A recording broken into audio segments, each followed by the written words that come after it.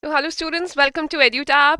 This is Perspective 360 Degree and I am Surbhi, your mentor for this initiative.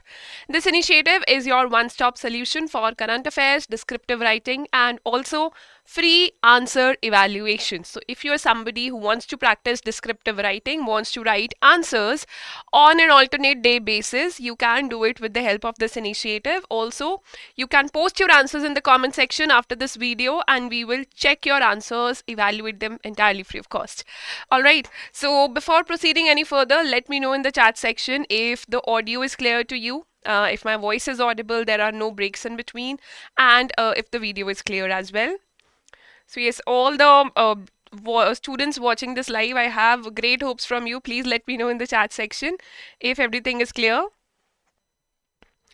Okay, and if you watch this video in a recorded version, अगर आप recorded video देखते हैं, then first thing that you need to be aware about is that you can also post your doubts in the comment section. It's not just open for answers; it's also there for your doubts. So don't worry about not being able to post your doubts. Definitely do that. So yes, I think there is some connection issue. Just give me a thumbs up, all of you online students, if we can proceed further, if audio, video both are clear to you. All right.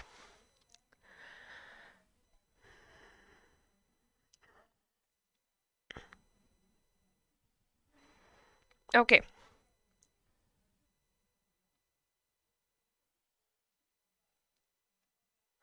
I think there is a technical glitch. Let me just check this again.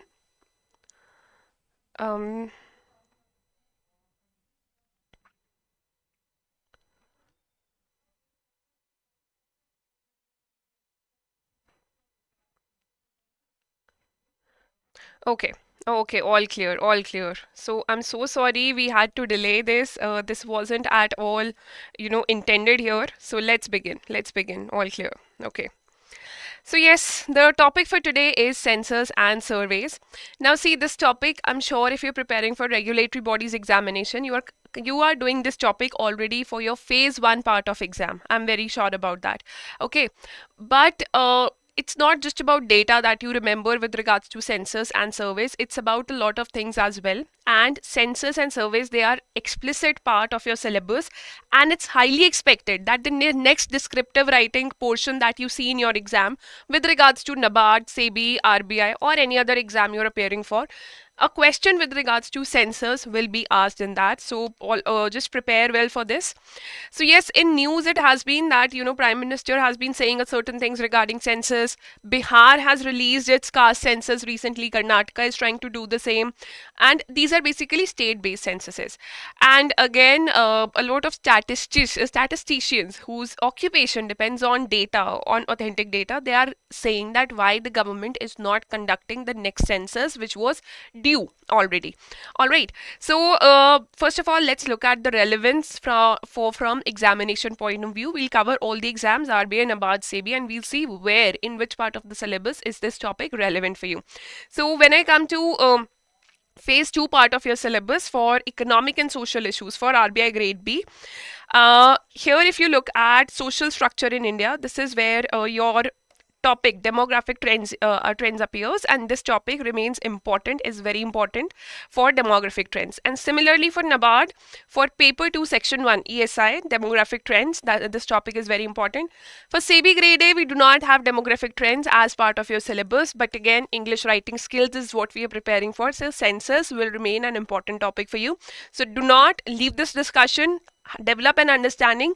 Anyways, in whatever examination you are going to sit, you are going to face that interview phase, so this is going to help you a lot, and in fact it is going to create an impression on the examiner if you sit through this discussion. So first of all, let's see what is the expected question. Again, for all of you who are online, let's there is some technical glitch that is coming. Probably there are two sessions running parallel. So just let me know in the chat section. Rohit, Shankar Rao, Bunny, Kingshuk, My Dream Job Prototype. Can you hear me properly? Have you understood that we have discussed relevance from syllabus point of view for this topic? Or is there a lag in the video? All right, Ashok.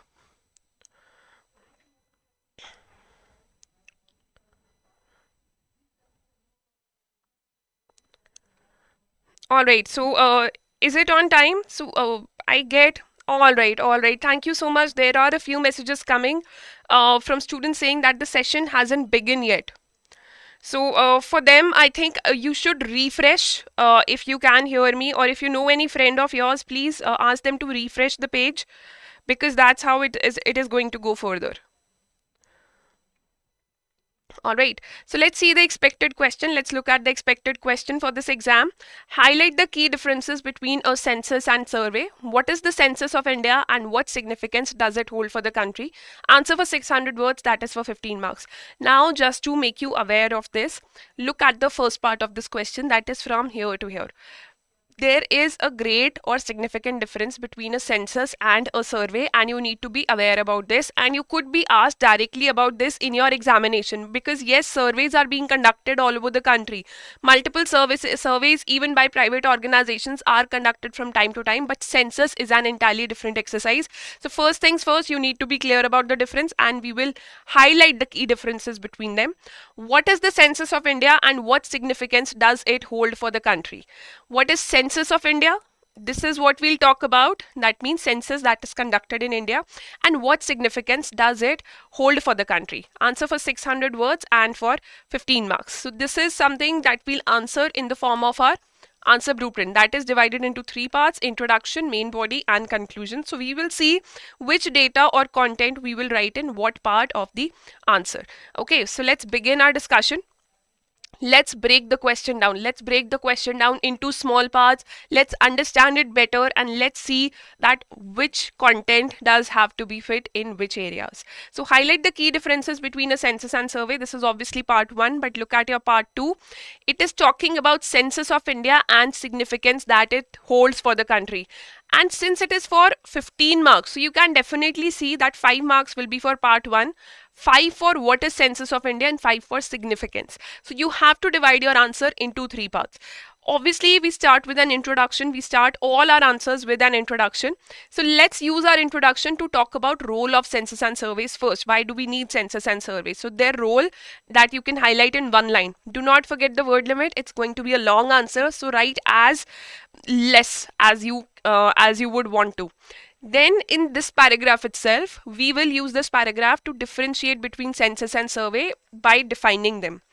In their definition itself, the difference will appear, and then we will state the difference explicitly. Now moving on to second portion, that is your body part 1. Here we'll talk about census of India. Brief highlights of census of India, not the data highlights, what was the sex ratio, what was the birth rate. No, not those highlights. We will talk about the qualities or the values of the value of census of India. That we'll talk about. Who releases it, who conducts the census, how frequently it is conducted. And if you are aware of any historical information with regards to census, we will add it here. In the body part 3, we'll talk about significance, which has been asked to us here, and then we'll conclude with a small summary, very small summary. That is what we'll do. So starting with the introduction, let's talk about role of census and surveys and the differences therein. Okay, so first of all, what is the role of census and surveys? Look at these 2 pictures. This is a picture of census and this is a picture of a survey. If you look at the census, the map of entire country is given here, and people are here. There are a lot of people here, and the map of entire country is here. Okay, so in census, what we do, we count all the people in the country. We just not count them, we calculate, we note down data with regards to them. What is their sex, what is their age, what is their birthplace, or what is their birth date, how many kids are there in the house, were there any children who have died, where do the people in that household work, do they have to commute for work, or have they migrated from some other place. Everything for each and every person in your country will be taken into account in a census. But as this takes into account all the people of the country, hence it's a very humongous exercise. Humongous and a very time consuming and a very expensive exercise. So we do not conduct it very regularly. We conduct it once in 10 years in India. But surveys what they do, they will pick a small part of the population. let's say this is your population, they will pick some people from this part, some from here, some from here, some from here, from all parts of the country, or from, like, say, major cities. They will ask the same questions that are asked in the census from these many people, just a few people, and they will extrapolate that information. That means based on this little information they have got, they will say that probably this is the information for the entire country. Means they will multiply that information to reach the entire population. All right, so let me know in the chat section, do you think a survey is, which information is more precise, the information given in a census or the information given in a survey? Which information do you find is more precise? You can use the chat section to answer this. All right, which information is more precise? Just let me know in the chat section.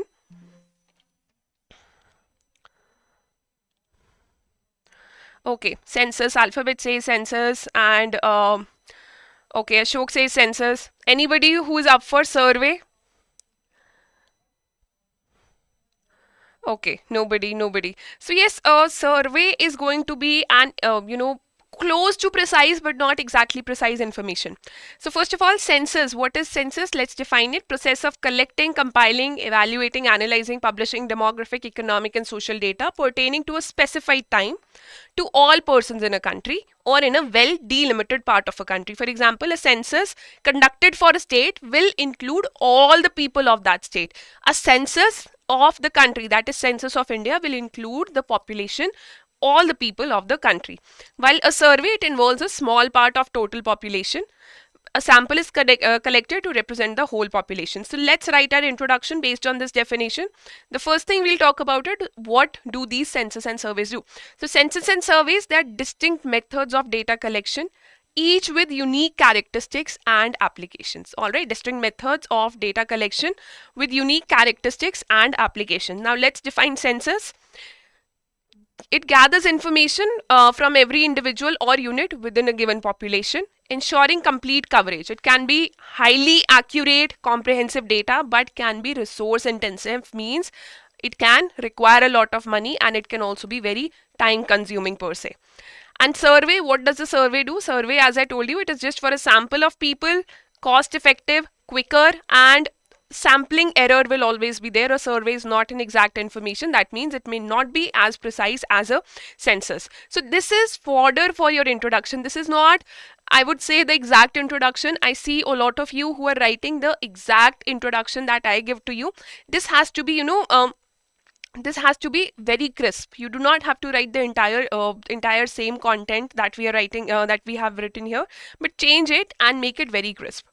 Now moving on to the Let's Delve Deeper section. What does the Let's Delve Deeper section do? For all the people who have been watching this regularly, watching this initiative regularly, Let's Delve Deeper section is about studying the main part of the answer, which will get you the highest marks, that is body parts of the answer. That is the second part. So here in the Let's Delve Deeper section, we'll address what is the census of India, what is census of India, we'll talk about its information, how regularly it is conducted, when was it conducted for the first time, and what significance does it hold for the country.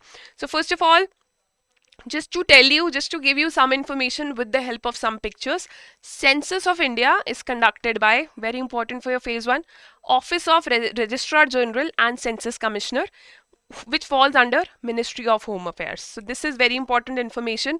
Remember it for your phase 1 or objective part of your exam, and do not forget to mention it in your answers related to census. Now, if I talk about 2011 census, in the household schedule, when they went to households, what were the questions they asked? So they asked 29 questions when census happened in 2011. So you were children then, you were kids back then, I'm very sure. So that time, what were the questions your parents had to answer to? So these were the 29 questions. As you can see, name of the person, relationship to the head of the house, whether it was father, grandfather, brother, mother, grandmother. What is the sex of the person, date of birth and age, current marital status. Now these things are not important. You do not have to remember these factors, but if you look here, they're talking about education, they're talking about occupation in these factors, whether people have to travel for work or not. They're also talking about migration. All right, and they're also talking about children who are there in the house, children ever born alive, and children surviving. So they are what they're trying to make out. They're trying to understand that what are the characteristics of the country, what is the population of the country like, what is the sex ratio of the country, birth date, what is the age of the country, what is the age of people in the country. We say that we have a great demographic dividend. 15 to 59 years of people are a lot in number. Why do we know? Because back in 2011 we knew that these people were 7 years of age or 20 years of age. So we know that 10 years later, they're probably 17 or 30 years of age as of now. Okay, so this information makes the census very significant, not just to calculate population numbers, but for other aspects also that we'll see. The 2011 census was a paper census. The latest census, which was supposed to be held in 2021, will be a digital census. It has been delayed because of COVID-19 pandemic, and that's all the information that you need to know about the census. Now let's write our body part 1. So first modern census in India, it was conducted during the British rule. Britishers, they wanted to know about population of India. So 1872, first modern census of India was conducted. Then in 1881, regular census, that is after every 10 years, they started to be conducted. But regular proper census, there were breaks during census conducted during the time of Britishers. But after 1947, when we had our own government, census has never been missed. As of now, 2021 census has been missed and delayed, we understand, because of the pandemic. But after 1947, census has been conducted regularly, and it provides valuable demographic, socio-economic data for policy planning and development ever since. Indian census, it is one of the world's largest administrative activities. We are the second largest population according to UNFPA. We are the largest population of the world. So obviously, if you have to count each and every person, it is going to be a great deal. So 2011 census, it was the 15th national census. This can be asked in your exam, so definitely remember that. And now mentioning who's responsible for conducting the census: Registrar General and Census Commissioner. Then you can talk about that decadal census. This is 16th in series. The next one that is going to be held, and it will be 8th census after independence. And most importantly, it is going to be digital census. The star mark here would be, it is not just digital census, it also provides for self-enumeration facility. Means a person does not have to come to your household. You can enter your information digitally on your own as well, and you will be marked as counted. When will this census be conducted? We don't know as of yet, but that talks about body part 1, that is Census of India. Highlights have been completed here. If you have any doubts till now, just let me know in the chat section, and then we'll move on to the significance part. All right. Survey can be manipulative based on time and location. Yes, that's right. That's right. Survey can be manipulative. Not manipulative, we will call it, Aman. Alphabet. Let's not call it manipulative. We can say that it can be inaccurate. Okay. So yes, any doubts still here? Ma'am, what about survey and body part? Ashok, if you refer to question again, if I take you back to the question, what is the census of India? They have not asked about survey. If you see any question in survey regarding survey and descriptive part, that will for sure be National Family Health Survey, the latest edition. But again, that's not very much in news. Census is very much in news, so the question does not talk about survey in second part. Is that clear? Any other questions that you have here? Then we'll move on to the body part 2. That is, we will talk about the significance of census. Is it just about numbers? Is it just about counting people?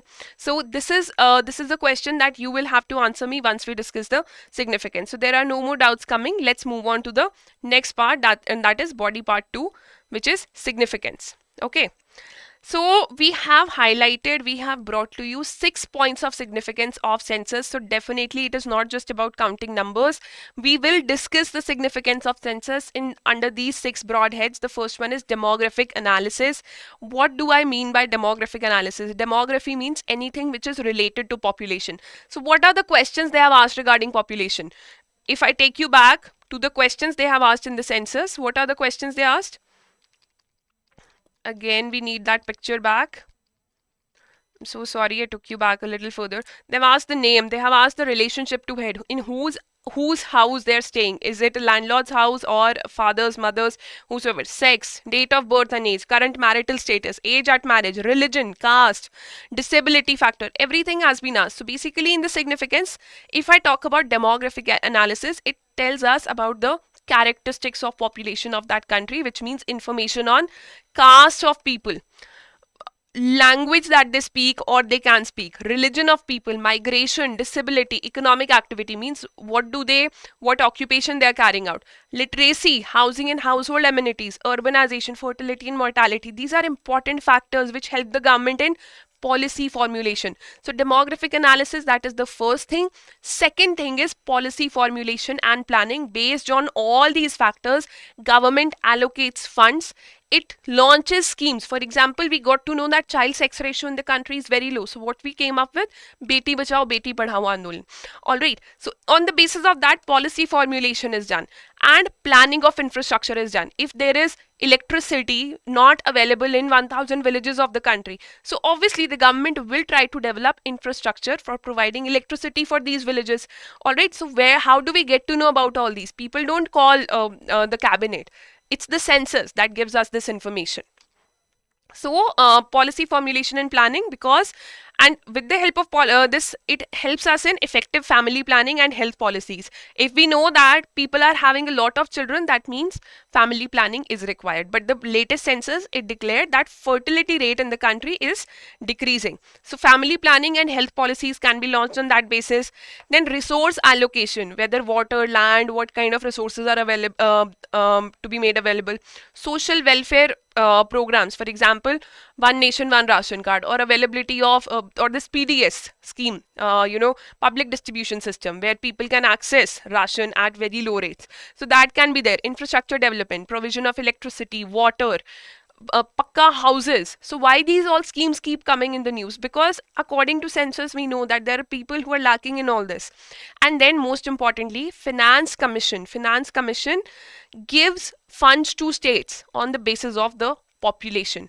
It gives grants to states on the basis of population. So the more population a state has, the more funds will be given to that state, because more people require more resources. Though this is questionable, but again, that's important.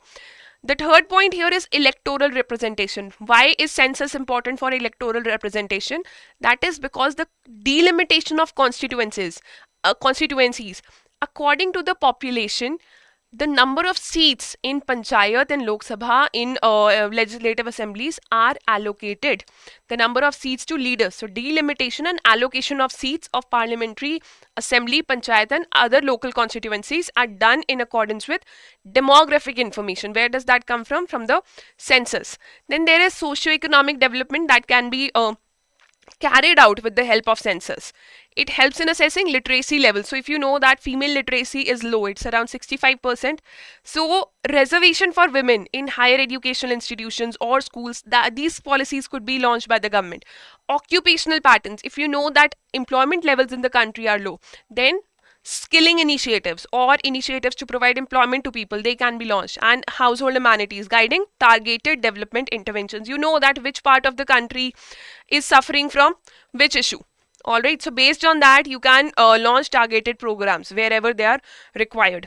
Then improved access for businesses. What do we mean by this? Improved access for businesses means now India is becoming the most populous country of the world.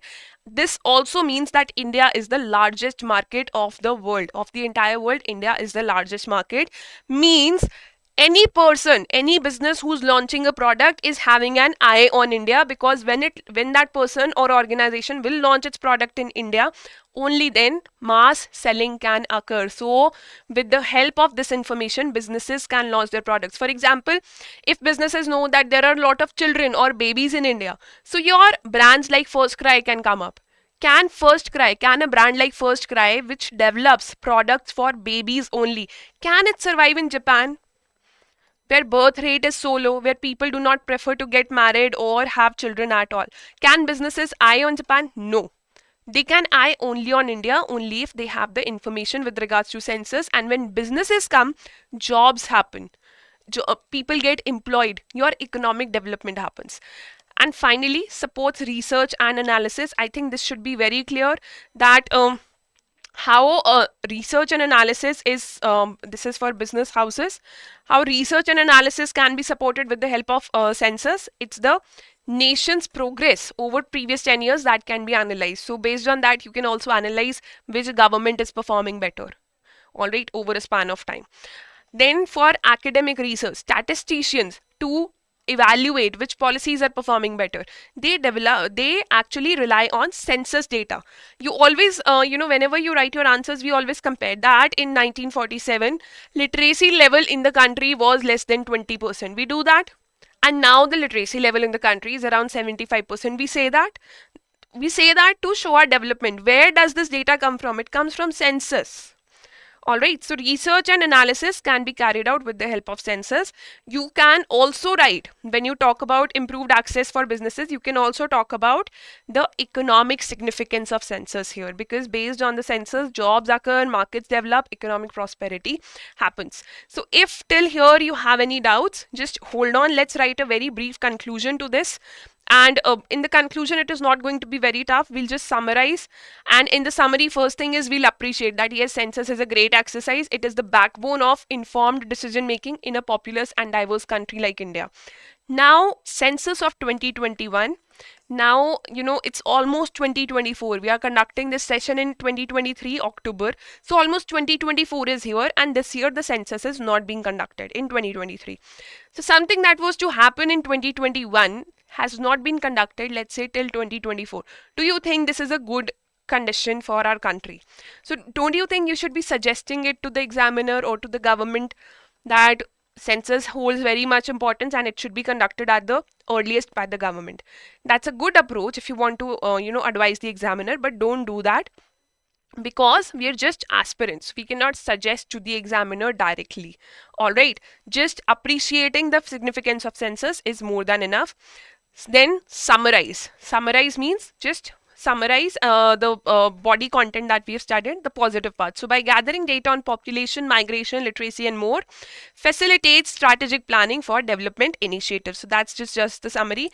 And you can also validate this by talking about successful implementations like Beti Bachao, Beti Padhao initiatives. They demonstrate the impact of data-driven policies in transforming lives, that is census. Census and data-driven policies, that means the policies which have been launched because of the exercises such as the Census of India. So that's all. This is again, I'm highlighting the question again. I'll take your doubts in a while, but for 48 hours, our comment section will be open. It's Friday right now. So till Sunday 5 p.m. our comment section will be open and we will take your answers. This is the question. I'm repeating this again. Highlight the key differences between a census and survey. What is the Census of India and what significance does it hold for the country? Now, in the comment section, you can post your answers. Use this data. Tomorrow morning, the PDF for this information will be available on our Telegram channel, the link to which is in the description below. So if you post before Sunday 5 p.m., our team will provide you free evaluation in the comment section itself. But do not worry about experimenting. Please add data from your side. Please add information or views of your own so as to make this practice even better. Also, if you're watching this for the first time, definitely write the answer. It's very hard to stay consistent. I can totally relate with you, but only with consistent everyday practice are you're going to shine in the examination, and make sure that your next attempt is your final attempt and you are selected finally. All right, my name is Surbhi. You can mail to us at hello@edutap.co.in if you have any feedback for us, or you can contact us for any doubt at 8146207241. The YouTube comment section is open for you. If this initiative is helping you out in any way, do let me know in the comment section. All right, now if you have any doubts, just let me know in the chat section.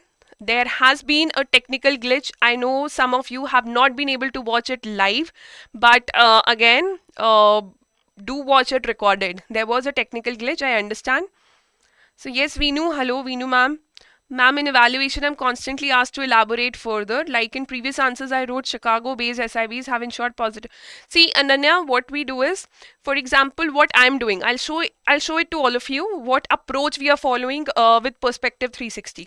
See, if you look at this, if I use the animation, see, I give you 6 points. I've given you 6 points for significance. Then I explain every point one by one in a parallel box. Sometimes these boxes, they have just a very few words. For example, today we have written very big paragraphs because everything was necessary, but sometimes they just have a very few words. What I've seen with answers is, let's say demographic analysis, and there are just 7 to 10 words which have been written in the box. And I see that students are writing only those 7 to words in the explanation. Please don't do that. Listen to the video again. Listen to that's why we are conducting this YouTube session, and this is for everybody. Listen to the video, see, look at the additional information that I'm giving to you, then experiment on that basis and try to write at least 2 lines for every point that we discuss. Okay, so that's why points regarding elaboration, feedback regarding evaluation, elaboration has been given to a lot of you. Ananya, I hope that is clear. And in this question, you will not face that problem, since the content that has been provided is already very vast. All right. It's difficult for me because I'm a Hindi medium student.